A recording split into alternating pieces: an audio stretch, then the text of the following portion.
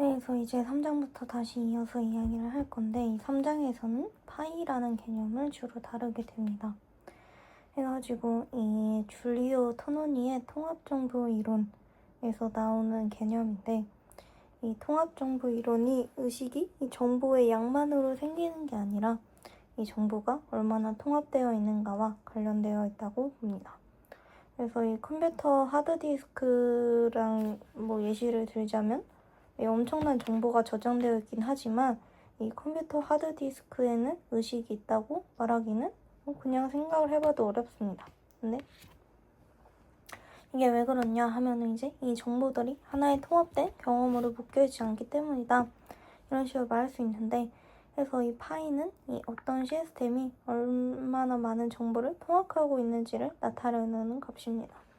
해가지고 이 값이 높을수록 이 시스템은 더 의식적일 가능성이 높다.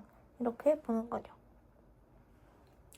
근데 이 세스는 이 이론을 중요하게 생각하기는 하지만 이 받아들이진 않는데, 이 통합정보 이론이 이 단순히 어떤 단순한 회로나 이 비생물적 시스템도 이론상 파이가 높게 나올 수 있다. 그래서 근데 그 시스템이 정말 의식이 있냐고 말할 수 있느냐? 그건 아니기 때문에 이런 식으로 말을 합니다. 그래서 파이가 정답이다 뭐 이런 말이 아니라 이 의식을 과학적으로 다루려면 측정 가능한 지표가 필요하다. 그리고 이 시도들이 아직 불완전하지만 중요하다는 점을 보여주고 있습니다. 그래서 의식을 과학적으로 연구를 하려면 이 측정할 방법이 필요하긴 하지만 이 의식을 하나의 숫자로 완전히 이렇게 하는 거가 어려울 수 있다.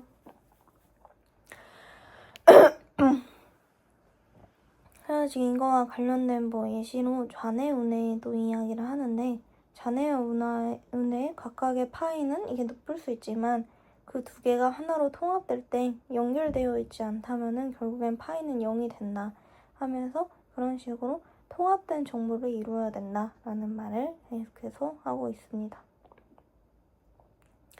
이제 4장 이제 2부로부터 시작을 해서 우리가 어떻게 지각을 하니까 그런 거에 대해서 얘기를 하는데, 그래서 바깥에서 안으로 들어오는 게 아니라 안에서 밖으로 나가는 것이다 라는 이야기를 합니다. 해가지고 의식의 내용을 말을 하는데, 우리는 무엇을 경험하는가 라는 걸 문제로 이제 우리는 보통 외부 세계가 있고 감각기관이 그걸 보고 듣고 해서 그걸 받아들여서 내가 그 정보를 처리해서 세계를 본다고 생각을 하는데, 세스는 이게 아니라고 생각을 하는 게, 이 지각이 단순히 외부 세계를 복사하는 과정이 아니라 내가 안쪽에서 예측을 보내고 그 예측에 맞춰서 보기 때문에 이게 뇌가 먼저 보고 그 뒤에 이렇게 다시 감각을 맞춰가는 것이다 라는 말을 합니다.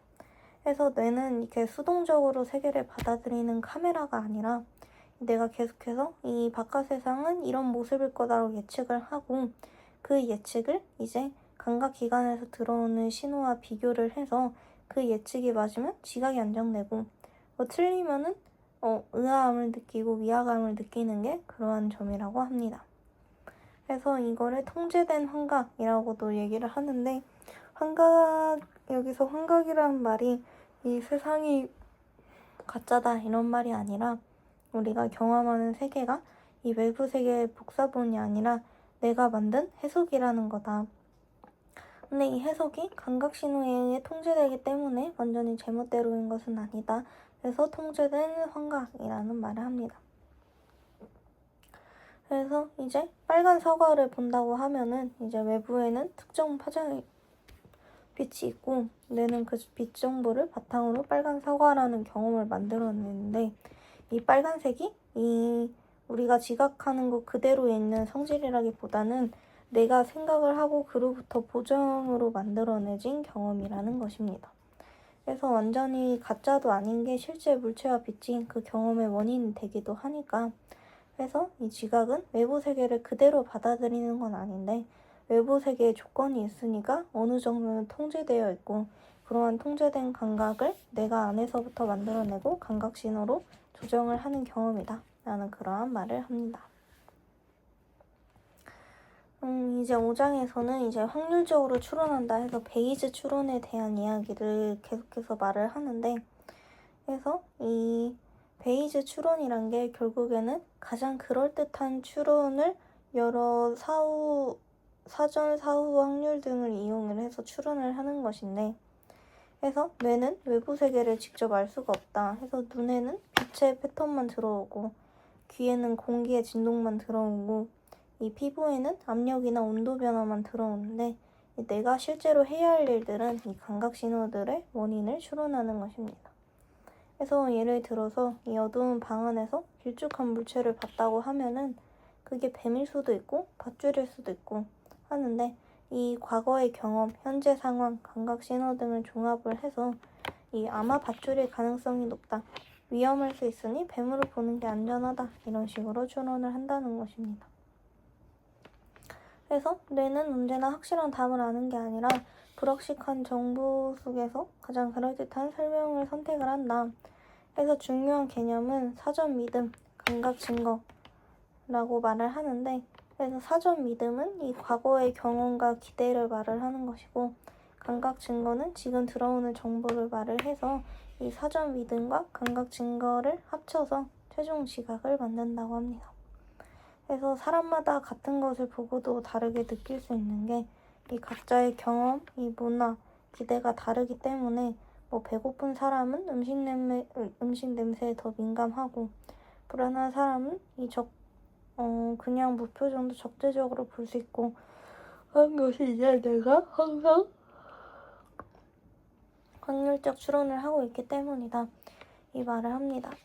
해가지고 여기서 계속해서 나왔던 예시 중에 하나가 이 책에서 나오는데, 무주의맹이라고 해서 우리가 주의를 가지지 않으면은 눈에 띄는 것도 못 본다 해서 그게 있는데, 이것 또한 이 고릴라 얘기를 하면서 우리가 다른 것에 집중을 하고 있고 그것에 대한 정보가 전혀 없기 때문에 기대를 할 만한 것도 없고 해서 이 하얀 공의 패스 위치를 재는 데는 이 고릴라가 지나가는지를 못 본다 해서 그러한 예시도 이 책에서 나오곤 합니다.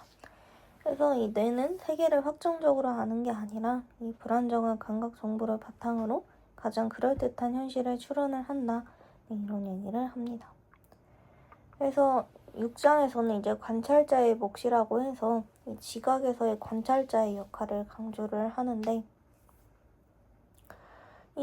우선은 이 관찰자의 몫이란 게 예술사에서 온 표현인데, 작품의 의미가 작품 자체에 있는 것만이 아니라 이 보는 사람의 해석 속에도 완성된다는 뜻입니다. 해가지고 이 개념을 지각 전체로 확장을 하게 되는데, 우리가 보는 세계는 외부 사물만으로 결정되지 않고 이 보는 사람의 뇌, 몸, 기대, 주의가 함께 작용을 해서 지각경을 만든다 해서 앞에서 봤던 말들 계속하고 있고요. 그래서 이 인상주의 그림을 보게 되면은 이 붓질과 색점 이런 것들만 있는데, 이 멀리서 보면은 풍경이나 인물이 떠오르는 것처럼 이 그림 자체는 변하지 않았는데 우리의 뇌가 그것을 해석을 하면서 하나의 장면을 만들어낸다는 것입니다. 그래서 착시도 마찬가지로 이 뇌가 가끔 실수한다고 보는 증거라고 보기보다는 이 평소 지각이 얼마나 능동적인 해석 과정인지를 보여주는 그러한 예시입니다. 그래서 이 뇌를 감각 정보를 있는 그대로 받아들이는 게 아니라 이 부족한 부분을 채우고 모호한 정보를 해석하고 가장 그럴듯한 세계를 구성하는 것으로서 그렇게 착시를 써 설명을 합니다. 그래서 정말 사장에서 나왔던 이 착시 이야기가 계속해서 나오는데, 사장에서도 이 같은 색깔이지만 그 주변 색깔들을 보고 이 색깔이 다르다게 느끼는 걸 보면서 우리가 그냥 2차원 그림을 봐도 이 그림자가 있고 3차원으로서 그 그림자로서 해석을 하기 때문에 뭔가 색도가 다를 거라 생각을 하지만 사실은 그러한 것 때문에 어둡다고 인식을 하는 거지 원래는 같은 색이다 라는 그러한 말을 하는 거죠. 그리고 또 6장으로 돌아와서 이제 현실감에 대한 이야기도 하는데, 어떤 대상을 단순히 이미지로 보는 게 아니라 저건 실제로 저기에 있다고 느껴서 이 세스는 이런 현실감도 내가 만들어내는 지각의 일부라고 본다고 합니다.